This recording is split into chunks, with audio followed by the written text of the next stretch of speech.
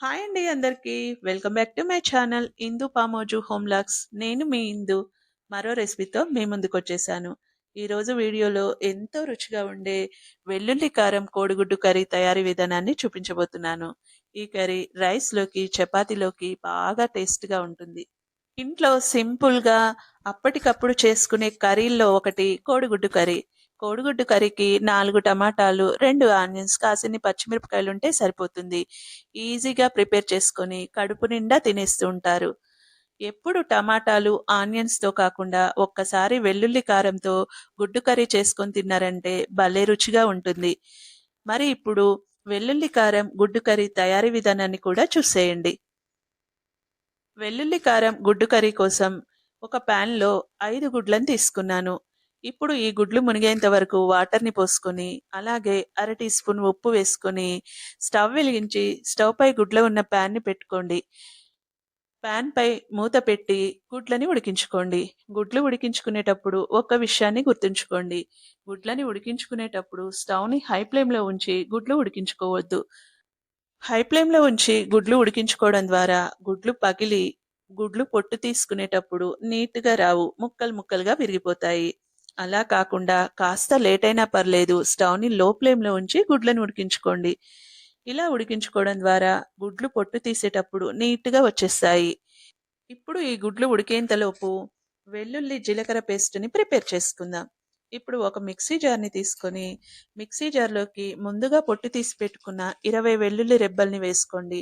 అలాగే tea spoon జీలకర్ర, tea spoon ఉప్పు వేసుకొని, మిక్సీ జార్‌పై మూత పెట్టుకొని, వెల్లుల్లిని మెత్తగా కాకుండా కాస్త కచ్చాపచ్చాగా గ్రైండ్ చేసుకోండి. ఇలా కచ్చాపచ్చాగా గ్రైండ్ చేసుకున్న మిశ్రమాన్ని పక్కనుంచేసుకొని, ముందుగా ఉడికించుకున్న గుడ్లకి నీట్‌గా పొట్టు తీసుకొని, గుడ్లని కట్స్ పెట్టి పక్కనుంచేసుకోండి. ఇప్పుడు స్టవ్ వెలిగించి స్టవ్ పై ప్యాన్‌ని పెట్టుకోండి. ప్యాన్‌లో ఒక టేబుల్ స్పూన్ ఆయిల్ వేసుకోండి. ఆయిల్ లైట్‌గా హీట్ అయిన తర్వాత పావు టీ స్పూన్ పసుపు, పావు టీ స్పూన్ ఉప్పు వేసుకొని, ఉప్పు, పసుపు కలిసేలా ఒకసారి బాగా కలిపి, ముందుగా కట్స్ పెట్టుకున్న గుడ్లని ఆయిల్‌లో వేసుకొని, గుడ్లపై నుండే తెల్లటి లేయర్ ఎర్రగా మారేంత వరకు ఫ్రై చేసుకోండి. ఈ గుడ్లని ఒక ప్లేట్‌లో తీసుకొని పక్కనుంచుకుందాం. ఇప్పుడు అదే ప్యాన్‌లోకి 4 టేబుల్ స్పూన్ల ఆయిల్ వేసుకోండి.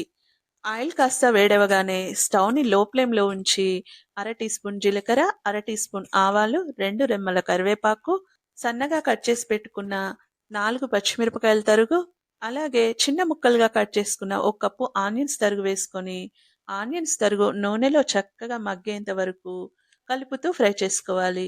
ఆనియన్స్ తరుగు నూనెలో మగ్గినాక ముందుగా గ్రైండ్ చేసి పెట్టుకున్న వెల్లుల్లి, జీలకర్ర మిశ్రమం పోపులో వేసుకొని, వెల్లుల్లి పచ్చివాసన పోయేంత వరకు ఫ్రై చేసుకోండి.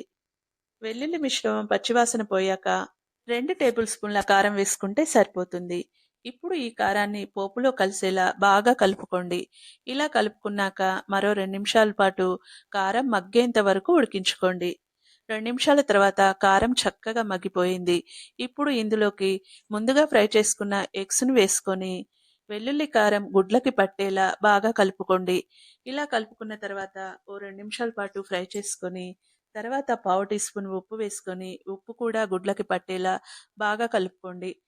ఇలా కలుపుకున్న తర్వాత ముందుగా శుభ్రంగా కడిగి పెట్టుకున్న కొద్దిగా కొత్తిమీర వేసుకొని, కొత్తిమీర కూడా పోపులో కలిసేలా ఒకసారి బాగా కలుపుకొని, ఓ నిమిషం పాటు గుడ్లని ఫ్రై చేసుకొని, నిమిషం తర్వాత స్టవ్ ఆఫ్ చేసుకుంటే ఎంతో రుచిగా ఉండే వెల్లుల్లి కారం గుడ్డు కర్రీ రెడీ.